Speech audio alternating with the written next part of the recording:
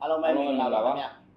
ျမိဘပြည်သူပေါင်းစိတ်ချမ်းသာကိုကြမ်းပါပြီလူရစာနာပြေဆုံးကြပါစေလို့ကျွန်တော်တို့ဆုတောင်းမေတ္တာပို့သလိုက်ရပါတယ်မြန်မာနိုင်ငံကြီးနဲ့ကျွန်တော်တို့တဘာဝဘေးအန္တရာယ်စစ်ဘေးအန္တရာယ်အမြန်ဆုံးကင်းလွတ်ပါစေလို့ကျွန်တော်ဆုတောင်းပေးလိုက်ရပါတယ်ခင်ဗျကိုရီဟုတ်ကဲ့ပါကျွန်တော်တို့ရဲ့ဒီပတ်ပြည်သူစပီကာပန်ကြားလာအစီအစဉ်လေးပြန်လည်စတင်လို့လာပါခင်ဗျဟုတ်ကဲ့ပါခါတိုင်းဆိုရင်ကျွန်တော်တို့ကဟိုဒီအုပ်ကြီးတွေစကားရဲ့တောက်တိုင်တွေကပေါ့နော်ဟိုပြီးနေငင်းစဲတာတွေကိုကျွန်တော်တို့တိုက်ကြားတဲ့သတင်းကိုပြောကြားနေဖြစ်ပေမဲ့ကျွန်တော်တို့အခုလက်ရှိအချိန်မှာကျွန်တော်ဝန်ထမ်းတရားတွေနဲ့ကြုံတွေ့ရတဲ့ဒီငလင်ဘေးတံမှာတကယ်ဟိုလိုအပ်နေတဲ့အရာလေးတွေကိုပဲကျွန်တော်တို့ဒီဘက်ပြောကြားပေးသွားမှာဖြစ်ပါတယ်ခင်ဗျဟုတ်ကဲ့ခင်ဗျကျွန်တော်ဒီဘက်ကကျွန်တော်တို့တိုင်ကြားလွှာတွေကိုခဏတော့ရက်ထားပါတယ်ခင်ဗျကျွန်တော်တို့တိုင်ကြားလွှာရက်တယ်ဆိုမှဒီစကားရဲ့ဖိနှိပ်မှုတွေကိုကျွန်တော်ပြောမှာပါအခုလို့တကယ်ဟိုဒီ ATG ဘက်ကနေပြီးတော့ဒီတော်ရဲတပ်ဖွဲ့တွေကနေပြီးတော့ခက်ရက်စဲထားရက်သားနဲ့ပြည်သူတွေဘုံကျဲပြီးတော့ပြည်သူတွေဒုက္ခပေးနေတဲ့အကြောင်းလေးတွေပေါ့နော်အဲ့ဒါလေးတွေလည်းပြောကြားပေးသွားမှာဖြစ်ပါတယ်ဟုတ်ကဲ့ကိုစမရရှိထားတဲ့သတင်းလေးကိုကျွန်တော်ဆက်ပြီးတော့ပြောပြပါဦးဟုတ်ကဲ့မန္တလေးတိုင်းအမရပူတာမြို့နယ်ဘုံအိုးကြီးရွာမှာပေါ့နော်မြင်းကလေးလောက်ခတ်မှုကြောင့်ကျွန်တော်ဗလီ3လုံးပြိုကျပြီးတော့လူအသေးအလောင်း200ကျော်ကျွန်တော်တူးဖော်ရရှိတာပါတယ်ခင်ဗျဆက်လက်ပြီးတော့ကျွန်တော်တူးဖော်ရန်အကူအညီတွေလည်းလိုအပ်နေတယ်လို့ကျွန်တော်သတင်းတွေရရှိပါတယ်ခင်ဗျကျွန်တော်တို့မြန်မာနိုင်ငံမှာအဖက်ဖက်ကလိုအပ်ချက်တွေအများကြီးရှိပါသေးတယ်ခင်ဗျဟုတ်ကဲ့ပါအခုလိုအပ်နေတာလဲဒါစကားတောက်တိုင်တွေကလည်းတိပါတယ်စကားတွေလည်းတိပါတယ်เนาะသူတို့တိရတာနဲ့ဒါဟိုဘယ်လိုပဲဗလီတွေပဲဖြစ်ဘုရားကျောင်းပဲဖြစ်ခရစ်ယာန်ကျောင်းတွေပဲဖြစ်ကျွန်တော်တို့မြန်မာနိုင်ငံမှာမွေးပြီးမြန်မာနိုင်ငံမှာကြီးတယ်မြန်မာလူမျိုးတွေမှန်သမျှဟိုဘာသာမတူပေမဲ့ဒါလူတွေကပါပဲအားလုံးကိုမြင်ပြီးပေးဖို့ဟိုဘယ်သူမှမခွဲခြားဘဲနဲ့ပေါ့နော်ဘာသာမခွဲခြားလူမျိုးမခွဲခြားဘဲနဲ့အားလုံးကိုတန်းနဲ့ဆက်ဆံကူညီပေးဖို့လည်းမေတ္တာရက်ခံနေပါတယ်ခင်ဗျဟုတ်ကဲ့ပါမန္တလေးတိုင်းစင်ကူးမြို့နယ်လက်ပံလှရွာကိုတဲ့ကျွန်တော်စစ်တပ်ကနေပြီးတော့ညနေပိုင်းမှာဒီနဲ့ဘုံကျဲတိုက်ခိုက်ပြီးတော့ကြောက်ပေါ့နော်ဒီရွာထဲမှာမီးလောင်နေပြီးတော့ရွာလုံးကျုပ်လည်းထွက်ပြေးနေရပါတယ်ကိုစင်မကြီးအဲ့ဒါသာကြည့်တော့နော်ဟိုသူတို့တွေကပြည်သူတွေဒုက္ခနဲ့ရောက်နေရတိရက်သားနဲ့ဟိုဒီလိုလူသက်ဟိုလက်နက်တွေတုံးပြီးတော့ရွာကိုဘုံကျဲမီးရှို့နေတဲ့ကိစ္စတွေဒါဆက်တိုက်လှုပ်ဆောင်နေတာတစ်ချိန်တည်းမဟုတ်ဘူးเนาะဆက်တိုက်လှုပ်ဆောင်နေတယ်ဟိုဘက်ကနေပြီးတော့အပြစ်ခတ်ရက်ဆက်ထားပေးရတာနဲ့လူသားချင်းမဆာမနာဘူးလှုပ်ဆောင်နေတဲ့ဒီစကားကိုလည်းအများဆုံးကြာဆုံးပါသေးလို့ကျွန်တော်ပြောချင်ပါတယ်ဟုတ်ကဲ့ခင်ဗျအခုစစ်ကောင်စီကဘယ်လိုဖြစ်နေလဲဆိုတော့ပြည်သူတွေကိုတတ်ဖို့ကြတော့လက်နက်ရိတ်ခါပစ္စည်းအပြည့်စုံရှိတယ်ပြည်သူတွေတေးကြီးပြက်စီးနေတာကိုကူညီဖို့ကြတော့သူတို့မှလက်နက်ရိတ်ခါပစ္စည်းပြည့်စုံမရှိဘူးဖြစ်နေတယ်အဲ့လိုမျိုးဖြစ်နေတယ်မရှိတာမဟုတ်စေတနာမရှိတာเนาะစေတနာမရှိတာလူသားချင်းမဆာနာသူတို့တပုတ်တည်းကြည်တာလို့ပဲပြောချင်ပါတယ်ကိုစင်မဟုတ်ကဲ့ပါနောက်ထပ်သတင်းတွေပြောရအောင်နောက်စကိုင်းတိုင်းမှာတဲ့ငလင်ပြိုကျမှုကြောင့်တကြတိတာတီလာရှင်ကျောင်းတိုင်းပြိုကျပြီးတော့ဗောနော်အဲ့ဒီဗရဏနိုင်ကဆရာတော်တပါးပါဝင်9ဦးသေဆုံးကျောင်းဆောင်2ဆောင်လုံးဝပြိုကျသွားပါတယ်တဲ့ကျန်တဲ့ကျောင်းဆောင်8ဆောင်ကတော့အကွယ်ပျက်စီးနေတယ်လို့သိရပါတယ်ခင်ဗျဟုတ်ကဲ့ပါကိုစင်မရဲ့အခုလိုဒီတန်ဃာတော်တွေဗောနော်ယဟန်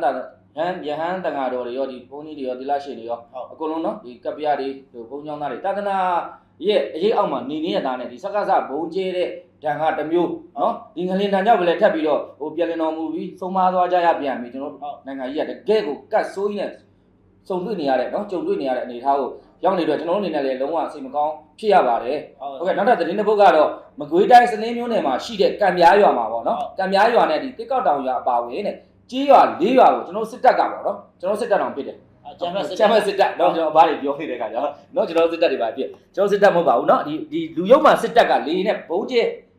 တိုက်တဲ့အတွက်ကြောင့်မို့တဲ့ပြည်သူတွေထိခိုက်မှုတွေထပ်ပြီးတော့ရှိသွားပြန်ပြီတဲ့ဗျာကိုစိန်မရဲ့အဲ့ဒီမှာနောက်ထပ်သတင်းတစ်ပုဒ်ကျွန်တော်ဆက်ပြောလိုက်ပါဦးမယ်မြန်မာနိုင်ငံအလဲပိုင်းမှာငလင်တိနေတဲ့အချိန်မှာမြောက်ဦးနဲ့ကြောက်ဖြူမြို့နယ်ကိုလည်းကျွန်တော်လေရင်နဲ့เนาะစစ်ကောင်စီကနေပြီးတော့ဘုံကျဲလိုက်တယ်တဲ့เนาะလက်နက်ကြီးတွေနဲ့ပစ်ကတ်တဲ့လုပ်တဲ့အတွက်ကြောင့်မို့တန်ဃာတော်တပါးအပါဝင်ပြည်သူ3ဦးသေဆုံးပြီးတော့9ဦးဒဏ်ရာရရှိသွားပြန်တယ်ဗျာဟုတ်ကျွန်တော်တို့ပြည်သူလူထုတွေရဟန်းတန်ဃာတွေအကုန်လုံးကဒီမြင်းကလေးကြောင့်အသက်တွေပေးနေရတယ်လို့နောက်ပြီးတော့စကားစားရဲ့ဘုံကျမှုကြောင့်ဘာမှမဆိုင်မင်းနဲ့လည်းအပြစ်မဲ့တဲ့ပြည်သူတွေရဟန်းတန်ဃာတွေအသက်တွေပေးနေရတယ်ပေါ့နော်ဟုတ်ကဲ့ပါဟုတ်ကဲ့နောက်ကျွန်တော်မှလည်းရှိပါသေးတယ်မကွေးတိုင်းအောင်လံမြို့နယ်မကွေးမြို့နယ်ပဲခူးတိုင်းပြည်မြို့နယ်တို့မှာစစ်မှုထမ်းအပတ်စဉ်စနစ်အတွက်လူငယ်များကိုအတင်းအာရမဖမ်းဆီးနေပြီးတော့အချို့လူငယ်တွေစစ်မှုထမ်းရန်အတွက်စင့်ခေါ်နေတယ်လို့သတင်းတွေရရှိပါတယ်ခင်ဗျဟုတ်ကဲ့နိုင်ငံမှာအပူလုံးတွေကြွနေတဲ့အချိန်မှာသူတို့ကဒီစစ်မှုထမ်းတွေကိုအနေအာရမအကောင့်ထဲပေါ်ပြီးတော့ဗောနော်လိုက်ပြီးတော့လူတွေကိုဒုက္ခပေးနေတာဗောနော်သူတို့အခွင့်အရေးရတဲ့အချိန်မှာသူတို့အာဏာဒီမြဲဖို့အတွက်ဗောနော်ပြည်သူတွေကိုကယ်ဖို့အတွက်ကိုဘေးဖယ်ထားပြီးတော့သူတို့အာဏာဒီမြဲဖို့သူတို့လက်နက်ဝယ်ဖို့ငွေကြီးတွေရဖို့အတွက်ဒီနိုင်ငံတကာကကူညီတဲ့အထောက်ပံ့တွေကိုလည်းသူတို့လက်ကနေပဲတဆင့်သွားမှာသူတို့နေပြည်တော်ကနေပဲတဆင့်သွားမှာတချို့ကယ်ဆယ်ရေးသမားတွေဆိုလို့ရှိရင်သူတို့နေပြည်တော်တညာတဲ့ကိုပဲသူတို့ဟိုကယ်ခွင့်ကူညီခွင့်ပေးထားတာဗောနော်တချို့ဓာတ်ရိုက်လူမဲ့သူတွေကိုမပေးထားဘူးဟိုဒီအတွက်ကသူတို့ကိုသူတို့ဘလောက်ထိတကူအောင်ဆန်ပြီးသူတို့အတွက်ပဲသူတို့ကြည့်တယ်ဆိုတော့ဒီမှာဒါပြောစရာစကားတော့မရှိတော့ကျွန်တော်အနေနဲ့နော်ဟုတ်ကဲ့နောက်ထပ်သတင်းတစ်ပုဒ်လောက်ထပ်ပြောပေးပါဦးပြောမယ်ခင်ဗျကျွန်တော်အဲ့မန္တလေးတိုင်းအမရပူရမှာအဲ့မန္တလေးငလင်းလောက်ခတ်ပြီးတဲ့နောက်ပိုင်းမှာကြီးရွာတွေကိုဓမြဝင်တိုက်တာတွေမြို့ပေါ်တွေမှာရှိတဲ့နေအိမ်တွေဝင်ရောက်ခိုးယူတာတွေအဖြစ်ပွားနေတယ်လို့မြို့ကန်တွေကပြောနေတာပါ ဘာဖြစ်လို့လဲဆိုတော့ကျွန်တော်တို့နိုင်ငံကဒီလောက်ဒုက္ခရောက်ပြီးပူဆွေးတော့ကရောက်ငတ်ပြက်နေတဲ့ဥစ္စာကိုဒီဓမြတိုက်တဲ့လူတွေကဘယ်လိုနှလုံးသားရင်းနဲ့များဒီလိုမျိုးတွေလောက်နေတာခုနကကျွန်တော်ဟိုဖြစ်တယ်လို့ AJC ရလားကျွန်တော် AJC ကဒီသူတို့စစ်ကောင်စီကဖိတ်လို့ရောက်လာတဲ့ဒီသတင်းတော့ပေါ့နော်သူလိုက်လွှင့်ထားတဲ့အချိန်မှာသူပြောထားတဲ့စကားလေးတခုကျွန်တော်မှတ်ရမိတယ်ဘာလဲဆိုတော့ဒီတကယ်ကူညီနေတဲ့အထက်မှာပေါ့နော်ဒီပရိုက်တာသမားတွေနဲ့တကယ်ဟိုကျန်တဲ့ပြည်သူတွေပဲချင်းချင်းကူညီနေကြတာဒီစစ်တပ်ကကြတော့လက်နဲ့လေးကင်ပြီးလက်နဲ့ကင်ပြီးတော့ဟိုသူတို့လုံငယ်ကြီးယူပေးတာတော့ပဲရှိတာပေါ့နော်ပြည်သူတွေကကိုယ့်အလုံးနဲ့ကိုပြည်သူကိုကယ်ဖို့မအားတဲ့အချိန်မှာဒီလိုဖြစ်ရတဲ့ကဒါပြည်သူတွေတော့လုံမယ်လို့တော့ဟိုကျွန်တော်မထင်ပါဘူးနော်ကိုသမိုင်းဘယ်သူလုံတယ်ဆိုတာတော့ဒါဟိုဒါပြောစရာမလိုပါဘူးဒါလက်နဲ့ကင်ထားတဲ့ဒီနေရာမှာလက်နဲ့ကင်ထားတဲ့သူတွေကသူတို့ပိုတိလိုက်ပါမယ်နော်ဟိုဒါဒေါ်လာရေးလက်နဲ့ကင်နေရတဲ့ဒါပြည်သူတွေကပြည်သူမျိုးဖြစ်တဲ့အတွက်ကြောင့်မို့ဒီမျိုးလုံရက်တွေမလုပ်ဘူးလို့ဟိုကျွန်တော်အတိလင်းเนาะအတိအကျအမခံပြောရဲပါတယ်ဒီလုံရက်တွေကိုလုံနေတာစကားစနဲ့သူနဲ့ပတ်သက်တဲ့သူ့ရဲ့အပေါင်းပါတွေပဲဖြစ်မယ်လို့ကျွန်တော်ယုံကြည်ပါတယ်ဟုတ်ကဲ့ခင်ဗျအဲ့မတ်လ20နဲ့မတ်လ31ရက်နေ့ညလေအမရပူရမျိုးရင်တော်ရွာအစွန်ပေါ့နော်လိုက်ထွက်ကားတွေနဲ့လူတစုကဓမြဝင်တိုက်သွားတယ်လို့ဒေသခံတွေပြောသေးတယ်ဟောဓမြတိုက်တွေလူရက်မှုတွေเนาะလူချမ်းစီးမှုတွေဟိုနေပြီးတော့မှလည်းလာပြီးတော့ဟိုလာကယ်တဲ့သူတွေเนาะဟိုပရိုက်တာအဖွဲ့တွေနိုင်ငံတကာကအကူအညီဆောက်ရှောက်တဲ့အဖွဲ့တွေကိုလည်းဟိုလူချမ်းစီးဖို့ကြိုးစားတဲ့အခုမြေပြင်မှာလည်းတခါပြည်သူတွေစီကနေရဖို့အတွက်ထပ်ပြီးစူးစမ်းပြန်တယ်ဆိုတော့ဒါခုနကကျွန်တော်ပြောဆိုဘလို့ပြောလို့ပြောရမှန်းတော့မသိတော့ဘူးเนาะငလျင်တန်ခံစားနေရတဲ့အချိန်မှာတဲ့ဒီရန်ကုန်မှာစစ်ကောင်စီကထပ်ပြီးတော့ကြံမန္တတွေစောက်တယ်လေဗျာเนาะဒီနေ့ဆက်စောက်နေတာတွေ့တယ်တဲ့เนาะတနိုင်ငံလုံးဒီလောက်စိုးွားတဲ့ထိခိုက်ပျက်စီးမှုတွေဆိုတာတစ်သက်မှာတစ်ခါမှမကြုံခဲ့ဘူးတဲ့အချိန်မှာဒီမင်းအောင်လှိုင်အာဏာယူလက်ထက်မှာကြုံခဲ့ဘူးသွားပြီပေါ့เนาะဒါတော့မှဒီလိုဆက်လုံနေအောင်မယ်ဆိုတာဒါလူစိတ်မရှိလို့ပဲဖြစ်မယ်လို့ပြောထားတယ်ပုံစံမိုင်းဟုတ်ကျွန်တော်တို့သတင်းကြားရတာပေါ့ကျွန်တော်တို့ရဲ့ဌာနဆိုင်ရာတွေပေါ့နော်အဲဝန်ထမ်းတွေကဒီအလံတဝက်ချပြီးတော့ဝန်ထမ်းချင်းထိမ့်မှတ်တွေသူတို့လုပ်တယ်တဲ့အမှန်တကယ်ဆိုလို့ရှိရင်အဲ့လိုလုံးမဲ့စာကျွန်တော်မြေပြင်မှာတကယ်ဒုက္ခရောက်နေတဲ့နေရာကိုသွားပြီးတော့တွန်းတွန်းတိုက်တိုက်ကူညီသင့်တယ်ဒီလိုမလုပ်ဘူးဆိုရင်တော့ဒီကြံမန်တက်တွေသူတို့မလုပ်သင့်ဘူးဗျာဟုတ်ပြီလို့ဆိုတော့တကယ်ပဲဝမ်းနေတယ်တကယ်ပဲပြည်သူတွေပေါ့ကိုချင်းစာနာတယ်ဆိုရင်ဒါတွေမျိုးတွေမလုပ်သင့်ဘူးမန္တလေးမှာဆိုလို့ရှိရင်လည်းကျွန်တော်တို့နေအိမ်ဒီမှာမအိတ်ရဲလို့လမ်းမှာထွက်အိတ်နေကြတယ်တချို့ကလည်းအိမ်ပြိုကျသွားလို့ပေါ့နော်ဟိုနေတရားမရှိတော့လို့ဆိုဒီလမ်းမပေါ်မှာဟိုထွက်အိတ်နေတဲ့သူတွေဒီတကြံမန်းတက်နဲ့မလွတ်လို့ဆိုပြီးတော့နော်ဟိုမောင်းထုတ်ပြီးတော့ဖယ်ခိုင်းထားတယ်လေတွေ့ရပါတယ်တကယ်တော့ဒီစစ်ကောင်စီစစ်ဆိုးရကဒီပြည်သူတွေကိုဟိုတကယ်သာသူဝန်နေတယ်ဆိုလို့ရှိရင်ဒီခဏကိုစင်မပြောသလိုမန်းတက်တွေကိုမလုတ်ပေးယုံတဲ့တင်ကိုနော်ဒါမလုတ်ဟိုကျန်တဲ့သူမကယ်တ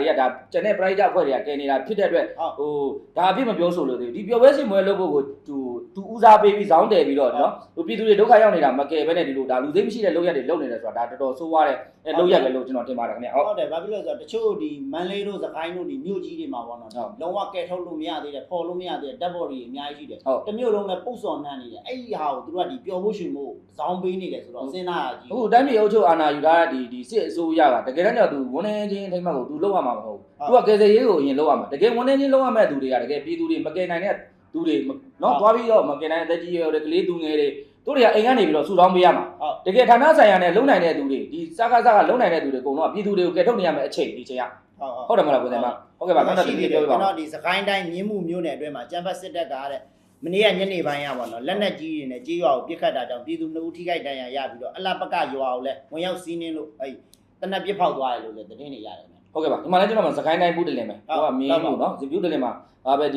ီစစ်တပ်ကအေးအားအလုံးရင်းနေတဲ့စစ်ကြောင်းထိုးလာတဲ့အတွက်ကြောင့်မို့ဒီပြည်သူတွေထွက်ပြေးတိမ်းရှောင်နေရတယ်လေဗျာဟုတ်နော်သူပြောအပြစ်ခတ်ရက်စဲမယ်လို့ဒီဘက်ကကြီးညာထားရတာနဲ့သူကပြည်သူတွေကိုထပ်ပြီးတော့အဲ့နေရာမှာဒုက္ခသွားပေးနေတယ်လို့ဆိုမှဒါလူသားချင်းစာနာတာမစာနာတာဆိုတာဒါမြင့်မြင့်တက်သေးပါပဲနော်ကျွန်တော်တို့ပြည်သူတွေကလုံးဝစစ်တပ်မလို့ဘူးဆိုတာဒါတက်သေးပြလိုက်တာပဲတကယ်ကဒုက္ခရောက်နေပြီဆိုရင်ဒါပြည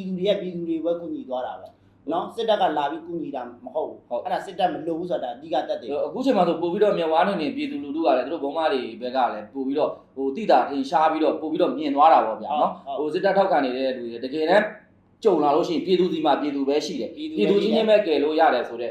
ဒီမျက်မြင်ကိုတွေ့အတွေ့အကြုံတွေလည်းရောက်ရှိလာပြီပေါ့နော်ဟိုတွေ့ရပြီပေါ့ဘယ်လိုပဲဖြစ်ဖြစ်ပါကိုစင်မကျွန်တော်တို့နိုင်ငံရအခုဆိုလို့ရှိရင်ဟိုစစ်ပေးတန်ရောဒီငလင်တန်ရောရေတန်ရောဒါပြီးတော့ဒါထပ်ပြီးလာမဲ့နော်မိုးရွာမဲ့မုန်တိုင်းဝင်မဲ့အခြေအနေကိုပါထပ်ပြီးတော့သတင်းတွေကြားနေရတော့တကယ်လဲစိတ်မကောင်းပါဘူးဗျာနော်ဟိုကျွန်တော်လည်းတကယ်တမ်းဟိုကူညီခွင့်ရရင်ကျွန်တော်ကကူညီခြင်းပါလေဟိုကျွန်တော်တို့ဒီမှာလည်းလာပြီးတော့တစ်စိကူညီလို့လှူဒန်းလို့ရတယ်လို့ဒီမိမိကိုယ်တိုင်ပဲဒီတော်လိုင်းရေးဟိုရဲဘော်တွေတွက်ကူညီနေတဲ့ဒီ private အဖွဲ့အစည်းတွေပဲဖြစ်ဖြစ်เนาะဓာတ်ရိုက်ဆက်သွယ်ပြီးတော့လဲလှူဒန်းပေးကြပါလို့ကျွန်တော်ဟ ပြောချင်ပါတယ်ခင်ဗျကျွန်တော်တို့ဒီမှာမဟုတ်ဘူးเนาะဒီတူဖို့အတွက်ဆိုလို့ရှိရင်ဘယ်နေရာပဲဖြစ်ဖြစ်ဘယ် price ကြတင်မဲ့ဖြစ်ဖြစ်သွားရောက်လူတန်းပေးအားဖြစ်ပေးကြဖို့ပြည်သူဒီမှာပြည်သူပဲရှိတဲ့အတွက်ပြည်သူတွေကပဲကယ်နိုင်မှာမဟုတ်လို့ကယ်ပေးကြပါကူညီပေးကြပါလို့ပြောကြရင်းနဲ့ကျွန်တော်တို့အပတ်စဉ်တင်ဆက်နေကြဖြစ်တဲ့ပြည်သူစပီကာပန်ကြားလွှာအစီအစဉ်ကိုဒီမှာလည်းအဆုံးသတ်ခွင့်ပြုပါ မြန်မာပြည်အမြန်ဆုံးအေးကြပါစေခင်ဗျ